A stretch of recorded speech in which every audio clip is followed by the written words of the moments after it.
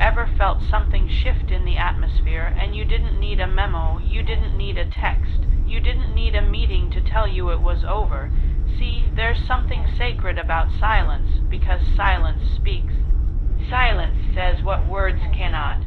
Silence echoes in places that conversations never reach, and I want to talk to the people who didn't get closure, the ones who didn't get the apology, the ones who woke up and realized the chapter had closed, but no one bothered to give them the last sentence. God has a funny way of closing doors you weren't strong enough to shut yourself. You prayed for peace, but you didn't realize that peace would come in the form of distance. You asked for clarity and God answered, but he did it through the absence of a reply. Sometimes the silence is the answer. See, people think that words hold the power, but let me tell you, there is power in the exit. There is power in the packing of peace. There is healing in the way you stop showing up to places where your value was questioned. The truth is, when you move on without saying a word, it rattles the very core of someone who is used to your presence being their comfort. When your love used to echo like a lighthouse in their storm, but one day you turned off the light. And now they're out there navigating darkness they thought they'd never have to face alone, but you didn't announce your departure. You didn't stage a dramatic scene. You didn't gather the witnesses. You just left, and some people don't realize the weight of a presence until it becomes a memory. They thought you'd always be there. They thought they had time. They thought their silence didn't matter. They thought your heart could stretch forever, but one day you stopped stretching, and when you stopped trying to hold the relationship, to mend the cracks, to be the glue, when you stopped, everything fell. Not because you were weak, but because you finally realized that holding on was costing you yourself. And here's what no one tells you. When you move on without a word, it forces someone to have a conversation with themselves. The kind of conversation where there is no one else to blame, no one else to silence, no one else to manipulate. When you're gone, all that's left is a mirror. And for the first time, they have to see themselves, not through your forgiving eyes, not through your patient love, not through your hopeful spirit, but through the truth of their own reflection, and it burns. It burns when grace walks out of the room. It burns when consistency is no longer on speed dial. It burns when they realize they're not being prayed for anymore by the one who used to stand in the gap. And let's be real, you loved them, you prayed for them, you stood when your knees were buckling, you watered dry places with tears they never saw, you carried the weight of someone else's healing, and you never asked to be their savior. You just didn't want to watch them drown, but baby, you can't drown saving someone who was holding you underwater, and maybe your silence was the rescue mission for yourself. Maybe walking away wasn't abandonment, it was obedience. Obedience to the whisper that told you you deserve more. Obedience to the voice of God that said this season has expired. Obedience to the version of you that was waiting on the other side of your courage. And now that you're gone, they feel it, not in the way you hoped, not in the way that would have changed anything back then, but they feel it in the way an empty house remembers laughter, in the way your favorite coffee mug still sits in the cabinet, in the way they scroll through old pictures hoping one of them will bring you back, but it won't, because you're not a ghost. They don't get to haunt you with regret. You are flesh and purpose and calling. You are joy and power and identity, and you didn't leave to be bitter. You left to be better. You left to breathe. You left to come back to yourself. You left because God whispered go, and this time you listened. And maybe they thought you'd come back like you always did, but this time, silence became your closure. This time, your absence spoke louder than your forgiveness ever could. This time, you let them feel what it's like to live without the version of you that sacrificed everything. And that version, she's gone, he's gone. That version is resting now. That version is healed now. That version has learned that love is not proven in suffering. And if they ever wonder how it feels like a Sunday morning with no music playing. It feels like laughter echoing down a hallway that no one walks down anymore. It feels like a prayer unanswered because the one who prayed isn't interceding anymore. But you're rising, you're glowing. You're whole, and they'll feel it. Not in your words, not in your anger, not in your presence, but in your peace. They'll feel it in your absence that doesn't ache anymore. They'll feel it in your silence that sings louder than sorrow. They'll feel it in the way you never had to explain why you left, because the empty space where you used to be is speaking volumes, and that is enough. Silence, it's not just the absence of sound, it's a decision. A language, a force that moves through spaces and lingers longer than noise ever could. It doesn't need punctuation, it doesn't beg for attention, and it doesn't wait for applause. Silence is the moment when you decide that explaining yourself is no longer necessary. When you realize your worth isn't up for debate, when you stop showing up to defend your place in someone's life and instead, you leave the room, there's a certain kind of power in walking away without a word. A kind of power that only people who have been exhausted by repeating themselves can understand. You've said it all before. You tried honesty, vulnerability, patience. You asked nicely.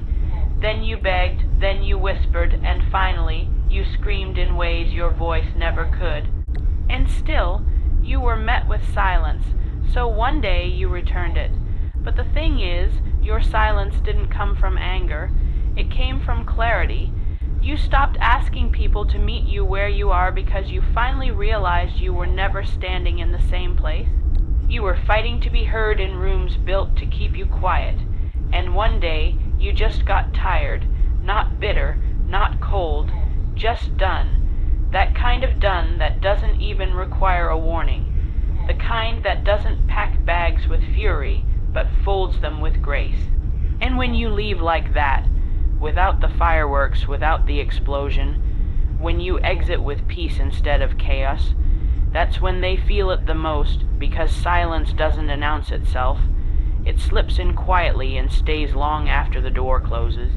And now they sit in the echo of your absence, confused, wondering when the shift happened. They didn't notice your silence at first because they were used to the sound of you fixing everything, the sound of you checking in, the sound of you covering their gaps, the sound of you forgiving again, the sound of you filling every uncomfortable silence with your voice so they wouldn't have to face their own. But when you stopped, everything got quiet, and the quiet started to speak. The quiet said, "This person is no longer carrying what doesn't belong to them." The quiet whispered, "They finally let go." And here's the hard truth. When someone is used to controlling you with your emotions, your silence is terrifying. Because they don't know what's happening behind your peace. They don't know what you're thinking. They don't know if you'll ever return. They used to know how to trigger you. They knew how to press those buttons and keep you stuck in the same cycle, over and over again. Say just enough to keep you close, withdraw just enough to keep you guessing, give just enough to keep you hoping, but now you're silent, now the game is over, and silence isn't passive, it's active. It's a boundary, it's a decision to preserve what's left of your spirit. It's an invitation for healing, not revenge, because when you're silent, it means you've handed it over to God. You've stepped out of the courtroom and let the judge handle it. That's what scares them the most, because silence says, "I've stopped trying to convince you." Silence says, "I've learned to live without your approval." Silence says, "I've taken my power back, and let's be real." There were days when you thought you couldn't live without them. Days when you thought your silence would be mistaken for giving up, or that it would make you invisible. But silence didn't erase you. It revealed you, it showed you who you were without all the noise. It brought you back to yourself. It gave you the space to remember that your value doesn't come from being needed. It comes from being whole. And maybe they still don't get it. Maybe they're still confused, still calling it pride, still telling others, "I don't know why they stopped talking to me." But you do. You know what it cost you to stay quiet. You know how many times you wanted to text, to explain, to give one last speech that maybe, just maybe, would make them understand, but you didn't, not because you didn't care, but because you finally did. You cared about your peace, you cared about your healing, you cared about your future more than their validation, so you chose silence, and now they're left in a space they never imagined. one where they have to live with the consequences of not listening when you were still speaking.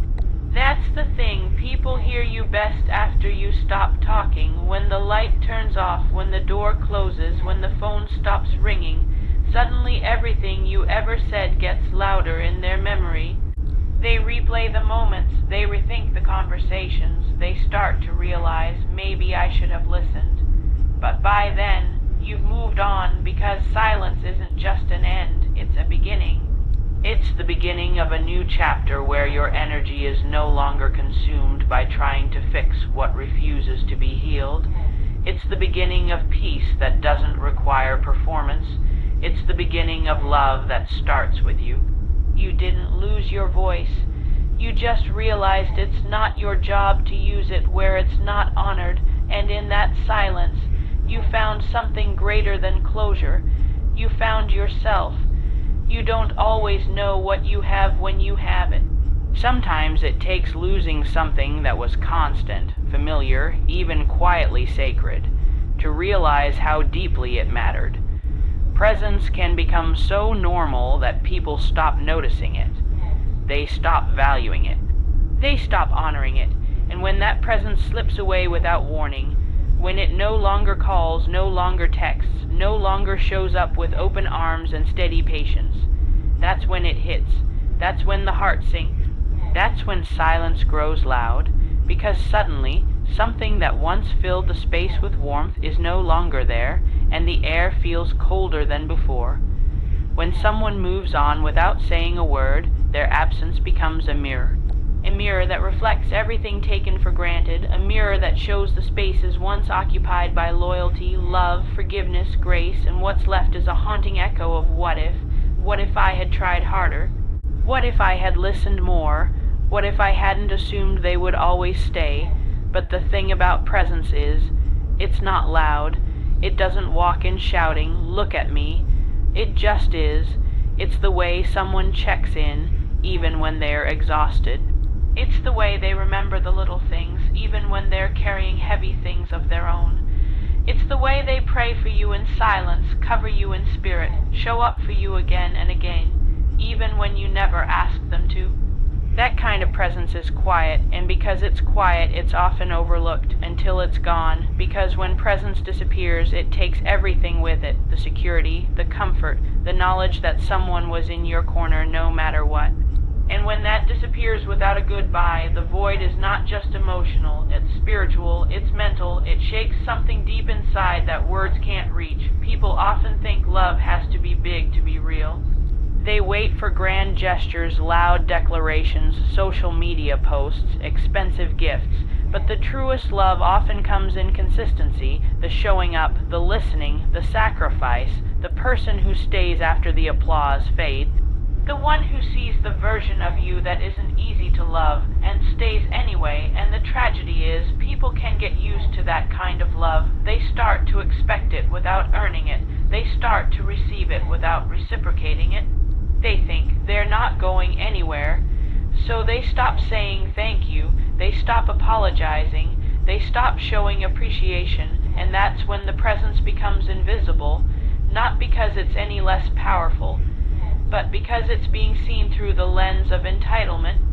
But presence is not a guarantee, it's a gift, and when it leaves, you begin to feel all the ways it once held you up.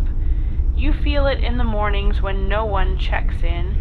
You feel it in the silence of a night that used to be filled with late-night conversations. You feel it in the hard moments when no one texts, "I'm proud of you," or "I'm here." You feel it in the empty chair, in the song that comes on the radio, in the scent that reminds you of them, because presence leaves fingerprints on your life. In absence doesn't ask permission to hurt, it just does.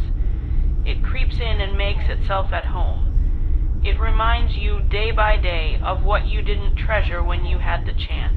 There's a unique kind of regret that comes when you realize you didn't know how good you had it until it was gone. And by the time that realization comes, it's too late, because they're no longer waiting. They're no longer hoping. They're no longer shrinking themselves to be seen. They're no longer watering dead roots hoping something will grow. They've taken their presence, their love, their energy, and gone where it is valued. And now you're left with memories that used to be moments. You replay them in your head, trying to hold on to the way they laughed, the way they encouraged you, the way they made you feel like you could be more. But memories don't hug back, they don't reply to messages, they don't cover you in prayer or show up when life gets hard. Memories don't replace people, they just remind you of what's missing, but it's deeper than just missing someone. It's missing what they represented.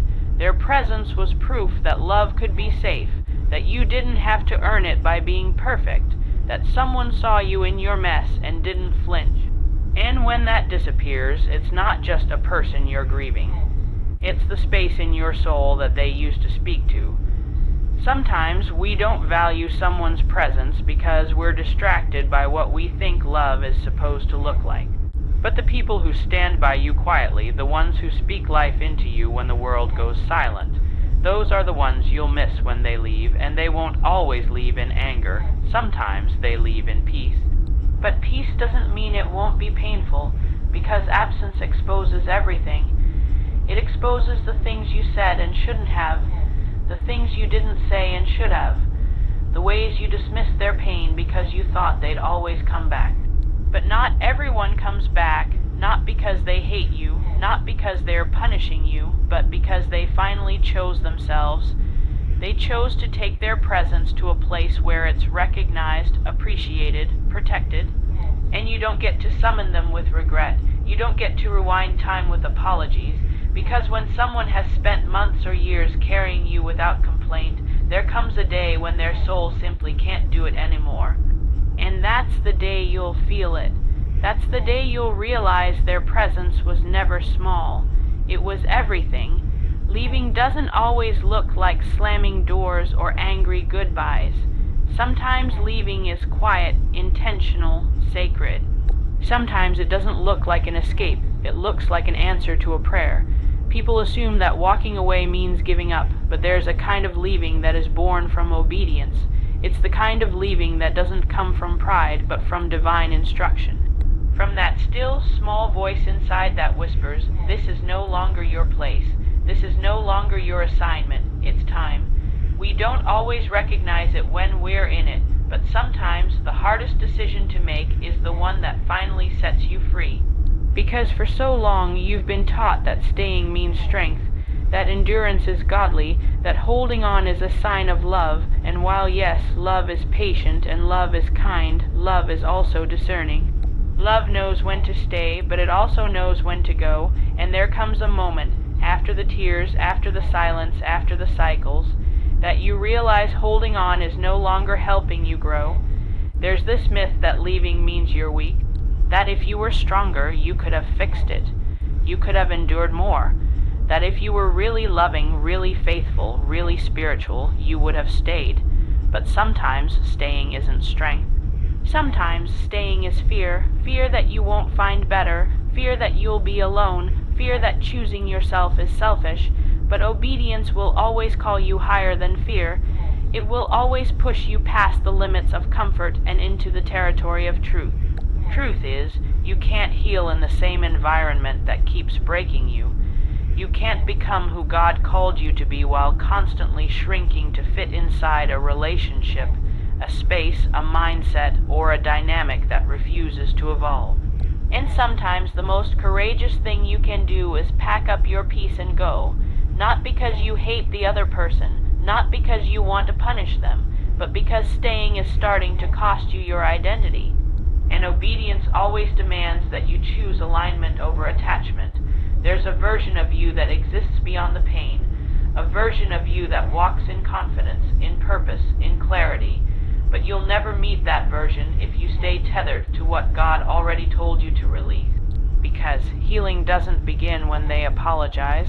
Healing doesn't begin when they finally get it. Healing begins the moment you decide that your future is more valuable than their comfort. And sometimes the only way to honor your future is to walk away from your past, without dragging it behind you for one more mile. It's hard, though, because your heart wants to wait. Your heart wants to see it through. Your heart wants to be the exception, the one who stayed and made it work. But obedience will ask you to do things your heart doesn't understand yet. It'll tell you to leave before you have all the answers. It'll tell you to trust that there's something better, even when all you see are pieces of something broken. But God doesn't bless disobedience. He doesn't pour new wine into old wineskins. He doesn't allow growth where there's no surrender. And as long as you keep choosing comfort over calling, familiarity over faith, you will delay what's been waiting on the other side of your obedience. There's a certain strength that rises in you when you obey, even while your voice shakes. When you walk out of something that was comfortable but no longer good, when you stop waiting for closure and start building your own peace, when you stop negotiating your worth and start protecting your value, and that strength, it's not loud, it's not flashy, it's not dramatic, it's quiet, it's calm, it's rooted, because obedience doesn't require an audience, it doesn't need validation, it doesn't wait for permission. It simply says, "Yes, Lord," and that yes changes everything. It changes the way you see yourself. It changes the way you move. It changes the people you attract, because when you obey, when you walk away from what no longer serves your spirit, you make room for what does. You create space for joy, for clarity, for relationships that nourish you instead of deplete you. And maybe they don't understand your decision. Maybe they call you cold. Maybe they accuse you of giving up. Maybe they think you're overreacting, but you know what they don't see. They don't see the nights you cried after pretending everything was okay. They don't see the way your light dimmed just to keep peace. They don't see how much of yourself you sacrificed in silence. But God saw, God heard, God knew, and He whispered, "You don't have to stay in this storm to prove your love. You don't have to keep hurting to show your loyalty. You don't have to die here, because there's more. More healing, more peace, more joy, more alignment, more purpose." And it starts the moment you stop trying to hold together what God is calling you to release. It's not about hate. It's not about revenge. It's not about proving a point. It's about choosing obedience even when it breaks your own heart. Because sometimes obedience looks like walking away from something good because God promised something better. And yes, they may not understand it. They may not feel what you feel. They may not know the weight of the decision you made, but you'll know. You'll know that for the first time in a long time you chose you. You'll know that the silence wasn't punishment. It was protection. You'll know that leaving wasn't giving up. It was growing up, and that's when healing begins. Not when they change, not when they chase you. But when you obey that quiet pull that says, "It's time to go." Obedience doesn't always make sense in the moment. It doesn't always come with details or comfort, but it always comes with freedom, and that freedom, it's worth everything you thought you had to lose. There comes a moment, often quietly and without warning, when peace enters your life not as a visitor, but as a resident. It doesn't announce itself with fireworks or dramatic closure.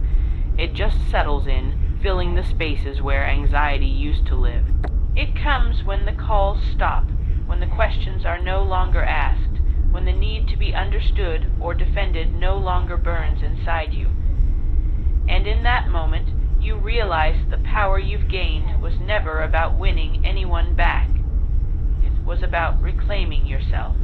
Your peace becomes the undeniable evidence of your healing, and that peace speaks louder than any explanation ever could. At first, peace doesn't feel like strength. It feels like surrender. It feels like letting go of battles you once fought with everything you had. It feels like releasing the urge to reach out, to fix what's broken, to prove your point one more time. But peace isn't weakness. Peace is discipline. Peace is maturity. Peace is what shows up when you stop allowing your emotions to dictate your worth and start walking in the truth of who you are. And when that kind of peace takes root, you stop performing for love and start becoming love. They might not understand why you no longer argue, why you no longer reply, why you no longer cry over what you once begged to stay. To them, it may look like you've changed, like you've hardened, like you're distant, but what they're witnessing is transformation. What they're seeing is you choosing stillness over chaos. You no longer need to say, "I'm over it," because your peace is saying it for you. You no longer need to prove you're healed, because the glow in your face, the steadiness in your voice, and the softness in your spirit are the proof. There's something sacred about moving forward without resentment, about not needing closure to be whole, about choosing to wish someone well and still not want them back. That's not bitterness, it's evolution. You reached a place where your soul no longer feeds on conflict, on confusion, on the constant need to be chosen. You stopped chasing peace in other people and realized it was waiting for you the whole time. Inside your own decision to let go, and in that letting go, you become free. Free from the loops that kept replaying in your mind. Free from the words you thought you needed to hear. Free from the validation that never came. Free from the story that kept you tied to a past version of yourself. The version who thought they had to earn love by enduring pain. Because healing doesn't always come with a loud revelation. Sometimes it looks like walking into your room and realizing you no longer check your phone every 5 minutes. Sometimes it looks like hearing their name and feeling nothing but a quiet kind of gratitude. For the lesson, for the growth, for the clarity. And sometimes it looks like waking up and realizing you haven't thought about them in days. And that silence feels like freedom. You don't get there overnight. You get there through the small choices, choosing not to reply to that message that doesn't align with your peace, choosing to redirect your energy into purpose, into healing, into building a life that reflects who you truly are, choosing to pray instead of react, choosing to trust that everything you released was not a loss but a clearing. And over time, those choices build a foundation of peace so strong that even chaos can't shake it anymore. Peace doesn't mean you don't remember. It doesn't mean you forget how deeply it hurt. It means you remember and it no longer controls you. It means you can revisit the past without reliving it. It means you can carry the memory without carrying the weight. And when you show up like that, grounded, whole, unshaken, they feel it. Even if they don't say it, even if they act like they don't care, they feel the absence of your chaos. They feel the loss of your emotional investment. They feel the difference between someone who's waiting to be heard and someone who no longer needs to be. And that difference, that's your growth. That's the shift that happens when peace becomes more important than proving a point. You no longer operate from wounds.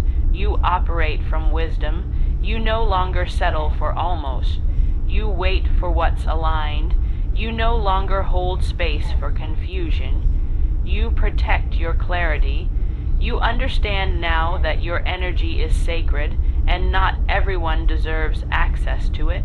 And that understanding doesn't come from ego. It comes from healing. It comes from sitting with yourself in the silence and realizing that your soul is not something to be bargained with. So you start choosing differently.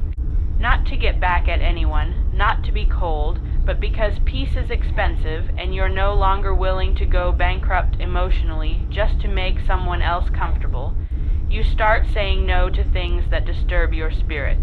You start walking away from situations that make you feel small. You stop begging to be chosen by people who don't even choose themselves, and instead you choose peace over and over again until peace becomes your new normal.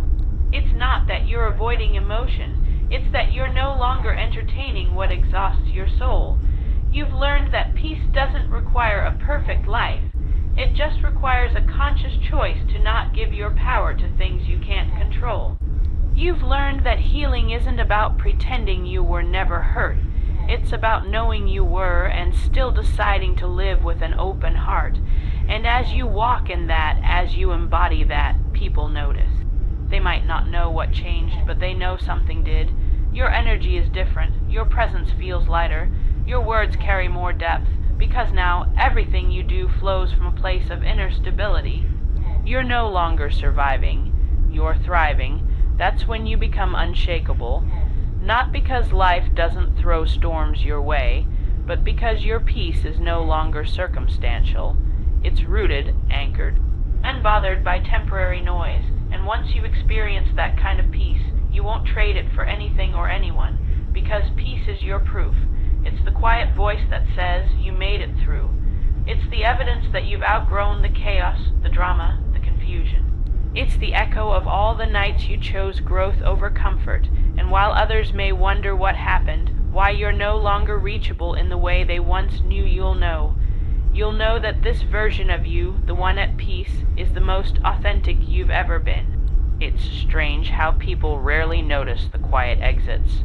They're often too busy, too distracted, too self-involved to realize when someone stops reaching out, stops waiting, stops hoping. They don't recognize the subtle signs, a delayed response, a shorter message, a shift in tone, until the silence becomes undeniable.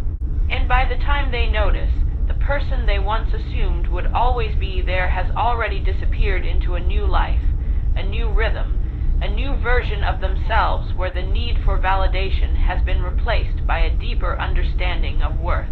That's the reality people don't talk about, the ones who leave without dramatic exits, who simply vanish because their soul got tired of repeating the same lesson. When someone finally decides to walk away in silence, it's not a spur of moment decision. It's not cold or careless. It's the result of 100 unspoken disappointments, 1,000 ignored warnings, countless moments where they chose grace over pride, patience over anger, love over ego. And still, they were met with the kind of absence that teaches you you're more alone in someone's presence than you are without them. That kind of realization doesn't shout, it settles. It moves through the body like a slow, burning truth. And eventually, the person who gave too many chances stops giving anything at all. By the time they leave, they've already cried the tears. They've already mourned the relationship. They've already whispered prayers asking for strength to stay, only to find the answer in their own exhaustion. You don't have to announce your departure when the silence speaks louder than any explanation. And so they stop explaining, they stop fighting, they stop pouring, and they walk away not because they stopped loving, but because they finally started loving themselves more. There's a shift that happens in the spirit when you realize your love has become invisible, when you see that your effort has become a background noise in someone else's life. It's not anger that fuels the exit, it's clarity. It's the clarity that says, I deserve more than confusion, I deserve more than half-hearted attention, I deserve to be a priority, not a placeholder. And with that clarity comes the strength to leave with dignity. No games, no final words, just the simple act of choosing peace over presence. The one who leaves quietly is rarely the one who didn't care. In fact, they probably cared the most. That's why it took them so long to go. That's why they kept forgiving, kept staying, kept hoping. But caring deeply in the wrong space begins to erode your spirit. It starts to dim your light. And when you realize that the very person you're trying to love is the one draining you the most, you begin to reclaim your power. Not by fighting harder, but by walking away softer. It's a strange kind of strength, the one that grows in silence. The kind that teaches you not to chase, not to explain, not to shrink. You learn that some people only value your presence when your absence starts speaking, but by then it's too late, because you're no longer waiting to be noticed. You're no longer begging for reciprocation. You've become your own home, your own safety, your own validation. They may reach out one day, wondering where you went. They may scroll through old conversations, trying to find the moment you changed. But there won't be one, because change doesn't happen in a moment.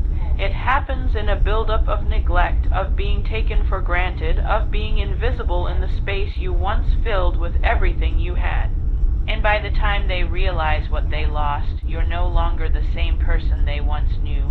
You've evolved, you've healed, you've outgrown the version of yourself that tolerated being an afterthought. Sometimes the loudest thing a person can do is leave quietly. It's in the not calling, it's in the not reacting. It's in the way they start showing up for themselves instead. And that silence, that's the echo of every time they went unheard, unseen, unloved. That's the sound of someone choosing peace over potential, reality over fantasy, healing over hoping. And once they've made that choice, there's no going back. You can't guilt them into returning to what broke them. You can't manipulate them into forgetting how long they felt alone. You can't argue your way into their healed space when you weren't willing to hold them in their broken one. And that's the part many don't understand. The leaving was silent, but the reasons were screaming. People always assume closure comes with a conversation. But for some, closure is simply the decision to no longer reopen a wound that kept bleeding. Closure is waking up and realizing you don't have to hurt to prove you love someone. Closure is knowing you did everything you could and still it wasn't enough.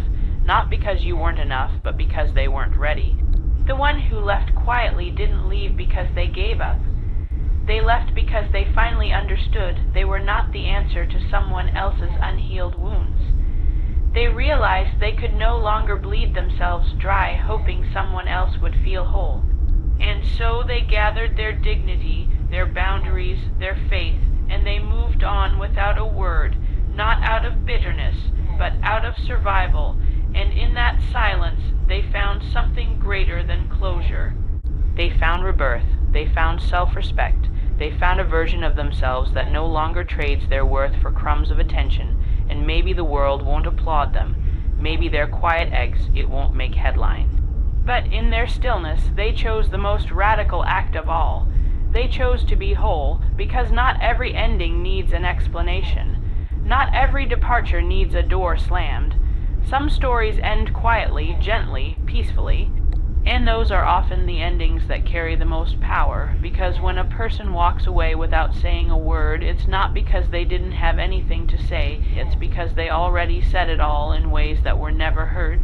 And now, their silence is not empty, it's full of all the words that were ignored, all the feelings that were dismissed, all the love that was misunderstood, and now they're gone, not out of spite, but out of grace. Not because they stopped loving, but because they finally realized that loving themselves was not optional. It was necessary, and sometimes the only way to truly love yourself is to walk away from what no longer does. Quietly, completely, unapologetically, it starts slowly. The realization that time moves forward regardless of how tightly you hold on. There's no pause button for heartbreak, no rewind for the moments you wish you'd handled differently, no fast forward to get past the ache. Life keeps going. The world doesn't stop just because your heart cracked open. You look around and see people smiling, laughing, going about their routines, and you wonder how they do it. How do they seem so unaffected, so normal, when you feel like you're moving underwater? But the truth is, healing doesn't wait for the world to catch up. It begins the moment you do something small, like getting out of bed, drinking water, putting your phone on silent instead of checking for a message that never comes. Every second that passes is proof that you're still here. You're still breathing, still surviving, even if it doesn't feel like living yet. And as those seconds stack into minutes and minutes into hours, you start to notice subtle shifts. The heaviness isn't gone, but it's changing. The silence that once felt unbearable starts to feel sacred. You begin to see that what broke you also introduced you to yourself, because it's in the moments when no one checks in, when no one shows up, that you learn how to show up for yourself. There's a strange kind of strength that rises in you when you realize the world isn't waiting on your recovery. The sun still rises, the days still end, people still make plans, fall in love, keep moving. And maybe at first that hurts, because a part of you wanted time to stop just for a little, to match the pace of your grieving, but then you see it differently. You see the continuation of life as an invitation. A quiet reminder that you don't have to stay where you were hurt. That forward motion is not betrayal, it's survival. Healing doesn't look like what people expect. It's not always yoga and journaling and new beginnings. Sometimes it looks like staring at a wall for 20 minutes and realizing you don't miss them the same way you did yesterday. Sometimes it's walking past a place that used to trigger memories and not feeling your throat tighten. It's laughing at something stupid and catching yourself off guard. It's saying their name in conversation and not swallowing pain with your words. The transformation doesn't scream, it whispers. And if you're not paying attention, you might miss the miracle in the mundane. You'll find yourself in places you never expected, not just physically, but emotionally. You'll discover new layers of yourself in the quiet. You'll learn that strength isn't always loud or visible. It's built in private. It's created in the moments when you choose not to look back, even when your heart wants to. It's in the discipline to keep going, to keep breathing, to keep believing that just because something ended doesn't mean everything did. Life continues, and so do you. The pain doesn't vanish overnight. You'll still have days where it rushes back, sudden and strong. That's okay. Healing isn't linear. Some mornings you'll feel like you're finally okay, and by the evening you'll wonder how you made it this far. That doesn't mean you're broken. It means you're human, and every wave that crashes reminds you that you've learned how to stand. Even if you stumble, you've already proven that you're capable of rising again. Eventually, the pain stops defining you. It becomes a part of your story, not the whole thing. You stop measuring your days by what you lost and start measuring them by what you've found, your resilience, your depth, your compassion. You start seeing your scars not as signs of weakness, but as evidence that you've survived something meant to destroy you. You stop asking, why me, and start whispering, look at me, still standing, still soft, still whole. You won't always feel brave. You won't always feel strong, but that doesn't make you any less of either. Courage isn't the absence of fear, it's moving anyway, and you've been moving. You've been showing up, even if no one's clapping, even if no one sees the effort it takes. But you see it, you feel it, and over time that becomes enough. Time doesn't erase memories, it softens them. The sharp edges dull, the heaviness lightens. You begin to feel gratitude in places where you once only felt grief. Not because you wanted things to happen the way they did, but because you understand now what they made possible. The pain didn't leave you empty. It carved space for something greater, for peace, for truth, for a love that starts with you. You start dreaming again. Not the same way you used to, but better. You dream with wisdom, with boundaries, with discernment. You no longer crave the familiar chaos that once disguised itself as love. You've tasted peace now, and you refuse to go back. The old you would have accepted less just to feel something. The new you would rather wait alone than settle again. That's growth. That's time doing its work quietly, tenderly, faithfully. People will say you've changed, and they'll be right, but not in the way they think. You haven't become colder. You've become clearer. You haven't stopped feeling. You've stopped bleeding. You haven't hardened. You've healed. And maybe they won't understand your softness, your silence, your peace, but you do. You know what it cost. You know how many nights you prayed for strength, how many days you carried pain without letting it make a home in you. And one day you'll look in the mirror and see someone you recognize. Someone whole, not because they avoided pain, but because they faced it. Someone beautiful, not because of what they carry, but because of what they release. Someone strong, not in spite of their story, but because of it. That version of you won't need to prove anything. They'll be enough simply because they are. That's what time does. It doesn't rush. It doesn't demand. It unfolds quietly, patiently. In the background of all your chaos and questions, time holds space for your healing. And as you walk through it, you become something more than what hurt you. You become someone new. Not because you forgot, but because you chose to remember differently. You chose to take what broke you and let it build you. That's how you know time has done its job, when the pain no longer holds your name hostage. When the future no longer feels like a threat. When you can breathe without bitterness, love without fear, live without apology. That's when you know you made it. Not back to who you were before, but forward, to who you were always becoming. So now, with everything said and everything unsaid, you understand. Some endings don't need noise to be powerful. Some goodbyes don't come with slammed doors or final messages. Sometimes the loudest goodbye is the silence that follows your healing. The moment you stop explaining, stop waiting, stop needing. The moment you choose your peace, your worth, your freedom over a connection that no longer feeds your soul. And in that choice, in that soft and sacred release, you don't just walk away, you rise. Quietly, fully, finally.